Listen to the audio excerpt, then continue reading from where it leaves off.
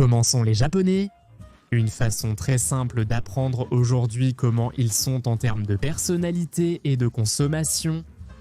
Des hommes et des femmes du pays du soleil levant. Tout d'abord, par exemple, ce que beaucoup savent déjà, c'est que c'est une culture de grand respect. Les Japonais sont des personnes qui respectent beaucoup les autres. Dans le sens où ils ne donnent pas facilement leur confiance non plus, dans le sens où ils gardent toujours une certaine distance avec les autres.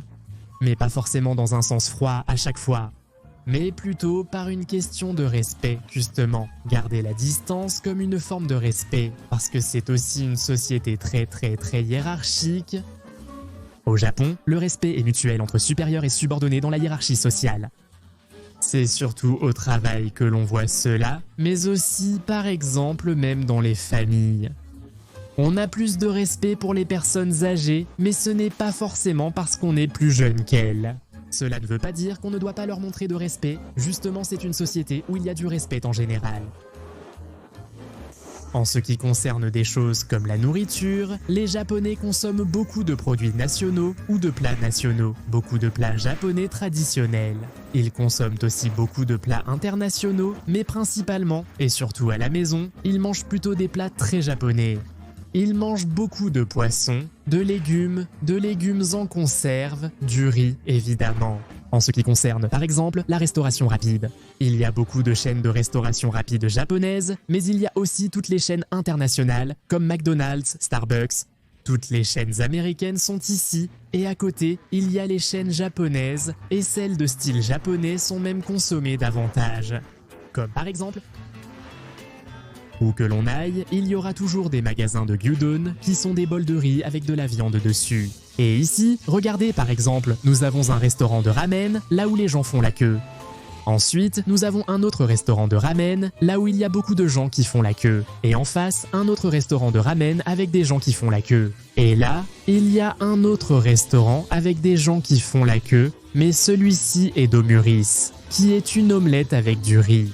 Et à côté de l'endroit où nous enregistrons, il y a un autre restaurant de ramen qui est maintenant plein à l'intérieur. Une autre caractéristique des Japonais est leur grande ponctualité.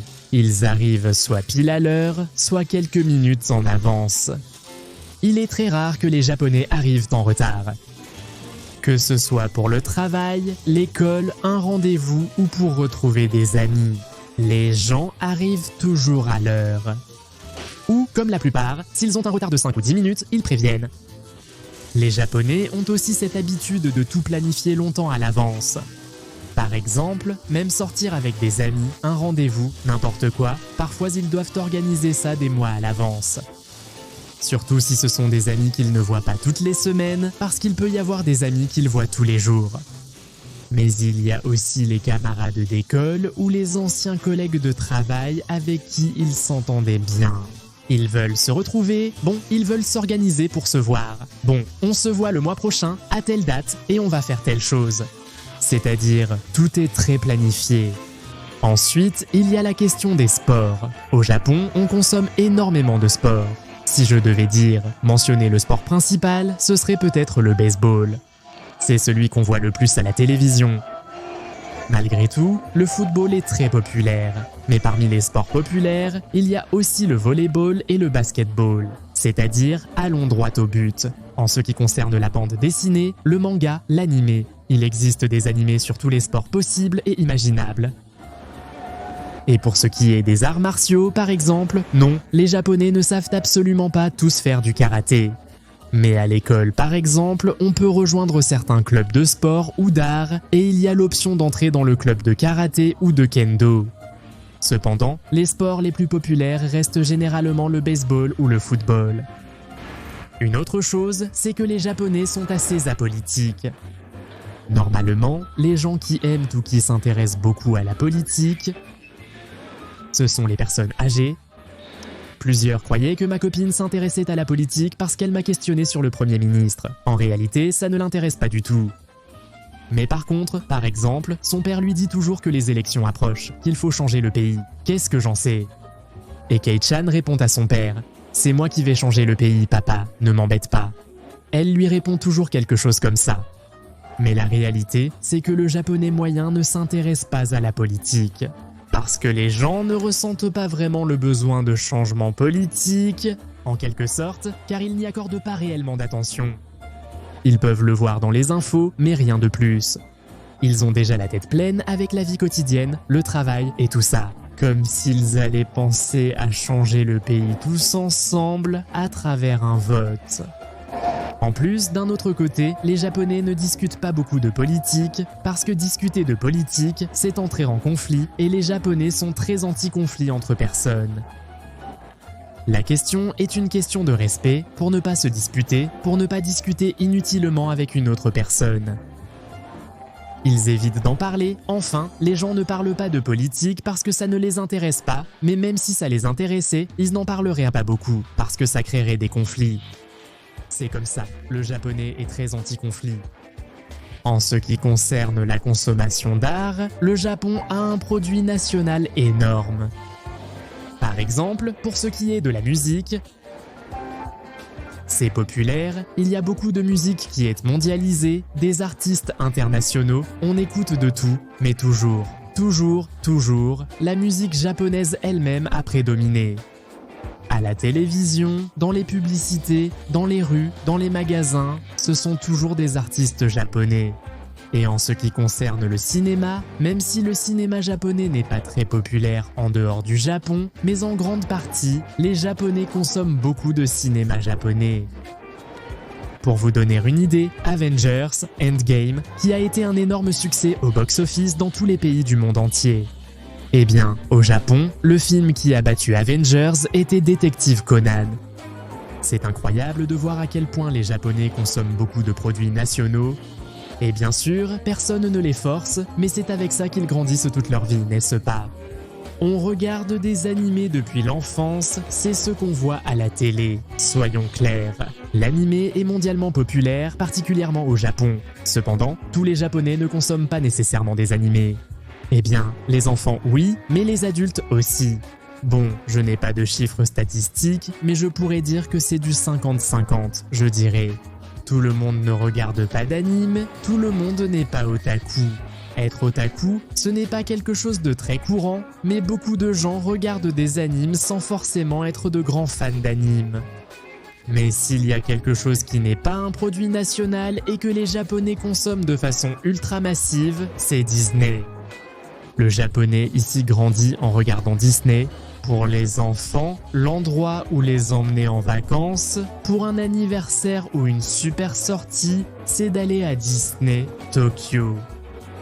Disney a beaucoup de poids au Japon, l'honnêteté. Les Japonais sont très honnêtes, et cela contribue à la sécurité du pays. Du fait que l'on perde quelque chose. Si tu fais tomber quelque chose, il est très probable que tu puisses le récupérer au commissariat. Ou si quelqu'un te voit justement faire tomber ton portefeuille ou quelque chose. Quelqu'un va venir te prévenir que tu l'as fait tomber et va te le rendre. C'est bien ce côté-là, non seulement c'est un pays très sûr en termes de criminalité, mais en plus la population elle-même a cette bonne habitude de ne pas garder ce qui ne lui appartient pas. En ce qui concerne la consommation des réseaux sociaux, eh bien, parmi les plus utilisés aujourd'hui, il y a Twitter. Twitter est le réseau social le plus utilisé au Japon. Les célébrités ont toujours leur compte Twitter. Actuellement, il y a aussi un peu plus d'Instagram et de Facebook. Au Japon, Facebook est le réseau social le moins utilisé, principalement en raison du partage excessif d'informations personnelles par la plateforme. Malgré sa notoriété, ce réseau social n'a jamais connu un grand succès au Japon, probablement en raison de la surexposition des utilisateurs. Line est le WhatsApp japonais, servant également de réseau social à part entière. L'application est un réseau social, même si le principal, c'est d'envoyer des messages directs à d'autres personnes. Mais bon, tout est utilisé. TikTok, YouTube, il y a beaucoup de youtubeurs japonais. L'un des plus grands youtubeurs du Japon, qui s'appelle Hikakin, aujourd'hui il apparaît dans des publicités à la télévision, sur des affiches géantes. Peut-être que YouTube n'est pas autant consommé qu'en Amérique latine, peut-être, mais il y a quand même une consommation massive. Et dans le même ordre d'idées, de ne pas entrer en conflit. Les Japonais pratiquent beaucoup l'autocensure, ils s'autocensurent énormément. Une personne, lorsqu'elle veut exprimer quelque chose, peut finir par l'exprimer. C'est la première opinion, mais il se peut que l'autre personne ait quelque chose à réfuter ou à contredire. Et parfois, juste pour éviter le conflit, ils montrent une sorte d'acceptation. Cela montre également à quel point les Japonais sont soumis. Les Japonais sont très soumis dans ce contexte. Les discussions, les débats ou, là où cela se manifeste le plus, c'est dans les environnements professionnels. Au travail, c'est toujours là où l'on est le plus soumis, car on ne peut jamais contredire ses supérieurs ou ses chefs. Et voilà, c'est quelque chose de très caractéristique des Japonais. Les Japonais sont tous des ninjas. Ici, ici, je suis. Abonne-toi, papa. N'oublie pas de laisser un j'aime. Et suis-moi sur Instagram et sur Twitch. Et suis-moi partout. Commente et fais tout. Donne-moi à manger. La discipline. Les Japonais sont très disciplinés et l'une des choses qui le montrent le plus, c'est le progrès du pays depuis la fin de la Seconde Guerre mondiale jusqu'à aujourd'hui. Tout est une question de discipline entre les gens. C'est-à-dire, beaucoup de gens disent que les Japonais sont très intelligents, mais le fait est qu'il n'existe pas de gène de l'intelligence. Les Japonais sont très disciplinés, que ce soit pour étudier, pour travailler, ou lorsqu'ils se lancent dans un projet ou quelque chose de ce genre. Ils sont constants, et c'est aussi une caractéristique très japonaise. La consommation de télévision et de jeux vidéo. La télévision est très populaire au Japon, les Japonais la regardent beaucoup. Et en vérité, la qualité des programmes télévisés est plutôt bonne. Il y a un très haut pourcentage d'émissions où les gens mangent, mais quand je suis arrivé au Japon, je trouvais ça assez insupportable. Je veux dire, c'est toujours des gens qui mangent. Mais aujourd'hui, je regarde.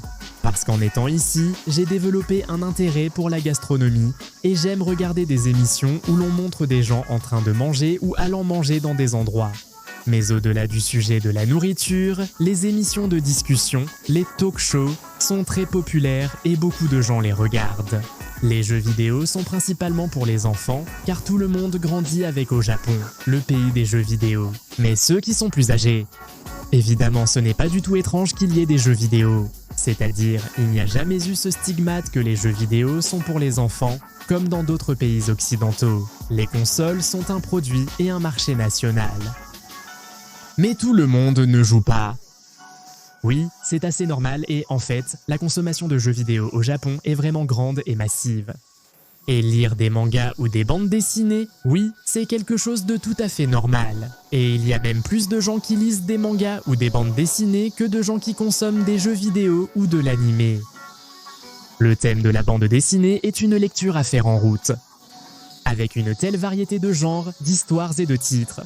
Il y a toujours quelque chose qui peut intéresser n'importe qui dans la bande dessinée, tout comme au cinéma. C'est ce qui fait la spécificité du 9e art. Elle se vend de partout, même dans les supérettes, qui sont comme les kiosques au Japon, les mini-supermarchés. La modestie. Les Japonais sont très modestes et parfois, ils atteignent un niveau de fausse modestie très élevé. Dans tous les sens, que ce soit en termes de beauté, entre filles, de talents sportifs, de travail, ils sont modestes dans tous les domaines. On peut toujours complimenter une personne et l'autre dira « Non, ce n'est pas grand-chose, c'est grâce à un tel ». Mais ils sont vraiment très modestes, parfois on a même envie de leur dire « Allez, montre un peu de fierté pour ce que tu es ». Mais bon, c'est bien, parce que d'un autre côté, tu ressens l'humilité de l'autre personne, et ça c'est bien aussi. Les Japonais sont de grands parieurs, ils adorent les paris. Je veux dire, pas tout le monde, ce n'est pas le cas de tout le monde, mais dans tout le pays. Il y a toujours des pachinko partout, ce sont les jeux de hasard d'ici qui sont super populaires. Il y a beaucoup de gens qui vont au pachinkos tous les jours, ils y vont, dépensent leur argent, perdent leur argent, gagnent leur argent, mais les gens qui y vont sont vraiment accros au pachinko. Les Japonais misent beaucoup d'argent, tout ce qu'ils peuvent. Même dans les courses de chevaux, les courses de bateaux, les courses de vélos, les courses de toutes sortes, il y a beaucoup de paris au Japon. Les Japonais n'ont pas l'habitude par exemple d'aller chez des amis. C'est très peu courant. Peut-être que oui, entre étudiants, entre les plus jeunes, ou avec des amis de plus grande confiance. Qu'ils aillent rendre visite à quelqu'un ou chez l'un ou l'autre, ça peut être normal. Mais s'il n'y a pas assez de confiance, ce n'est pas si courant. Et si quelqu'un est ouvert à recevoir des amis à la maison, par exemple, il le planifie des semaines à l'avance. Il y a aussi une question de vie privée, non ? Parce que sa propre maison est normalement l'endroit le plus privé de toute la planète Terre, non ? Et parfois, on veut que la maison soit le seul endroit où il n'y ait personne avec qui on doit faire quoi que ce soit. Comme un tatemae, ah oui, tatemae. Comme je l'ai déjà expliqué en vidéo, une des choses que je déteste le plus au Japon est l'hypocrisie. Et les gens ne cherchent pas non plus à trop connaître la maison des autres parce qu'il y a aussi beaucoup de respect pour la vie privée. Pour les Japonais, la vie privée est très importante. Ne pas être trop exposé sous aucun prétexte. Que ce soit sur les réseaux sociaux ou ailleurs. Au Japon, le respect de la vie privée est primordial et hautement valorisé. Ensuite, il y a un point qui est assez confus, c'est il y a des gens qui sont très hospitaliers et d'autres qui n'aident pas les inconnus. Il y a ces extrêmes qui existent au sein du Japon. Parce que, disons, cela dépend aussi de la question de la ville et de la campagne. Si on va, par exemple, à l'intérieur du pays, loin des grandes villes comme Tokyo. J'ai rencontré des amis qui viennent faire du tourisme au Japon. Et dans une zone rurale, ils croisent parfois un petit papy ou une petite mamie par là. Et ils les invitent à prendre un thé à la maison. Parfois même, il y a des gens qui ont fini par loger chez des personnes qu'ils ont rencontrées là-bas dans la rue, disons. Mais d'un autre côté, dans les villes, évidemment, ces choses-là ne t'arriveront pas. Mais si une personne s'évanouit dans la rue, il est très probable que personne n'appelle à l'aide. Il y a une chose étrange ici, c'est que si quelqu'un en vient à appeler la police pour aider une personne qui est évanouie, la personne devra alors témoigner ou finir par être suspectée. Et comme il y a un vide très étrange, les gens ne sont pas suffisamment informés sur ce qu'ils peuvent ou ne peuvent pas faire pour aider directement une personne en difficulté. Parfois, les gens ne font rien. C'est normal, parfois ce n'est pas une question de personnalité, mais simplement de prudence que certains ont. Parce qu'il y a beaucoup de cas de personnes qui font semblant de s'évanouir. En vérité, elles feignaient l'évanouissement dans le but d'escroquer quelqu'un et obtenir de l'argent. C'est comme on l'a parfois vu en Chine. Des gens qui se jettent devant une voiture alors que la voiture n'a même pas touché la personne. Mais ils veulent porter plainte pour que la personne qui conduit la voiture devant eux soit accusée et qu'ils puissent lui soutirer de l'argent. Ça n'atteint peut-être pas tout à fait ce niveau-là, mais c'est quelque chose d'assez similaire à ce qui peut parfois arriver. Et la culture de l'alcool. Les Japonais boivent beaucoup d'alcool. Ils boivent beaucoup d'alcool, mais c'est aussi parce que c'est un pays qui met beaucoup en avant la culture de l'alcool. Par exemple, les gens ne se réunissent pas chez des amis et tout ça, mais ils se retrouvent pour boire. On va boire dans un bar, on va boire quelque part. Ensuite, il y a les réunions de travail, qui sont parfois aussi avec de l'alcool, les fêtes de fin d'année des entreprises qui sont avec de l'alcool. Des bars, il y en a partout. Et il y a énormément de produits nationaux en ce qui concerne l'alcool national ou importé. Il y en a pour tous les goûts, pour tous les palais, c'est accessible, il y en a beaucoup. En plus, l'alcool est quelque chose que peuvent consommer les personnes avec peu de revenus et ceux qui veulent des choses plus raffinées ont aussi des produits chers. Et les gens, je veux dire, ils ne boivent pas seulement à l'extérieur de la maison. Cependant, il est aussi très courant de boire à la maison, rentrer chez soi et ouvrir une bière ou autre chose. C'est quelque chose de tout à fait normal, très courant. Les samedis soirs, c'est un truc où tu trouves des vomissures partout. Bon, faut pas exagérer non plus, mais oui, on trouve des gens ivres. En plus, comme c'est un pays sûr, les gens peuvent boire presque sans se soucier de rien. Bon, j'espère que vous avez appris quelque chose de nouveau avec toute cette liste de choses dont nous avons parlé sur comment sont les Japonais et ce qu'ils consomment. À la prochaine. Salut à toi, ton animal, ta famille et ton voisin. Au revoir.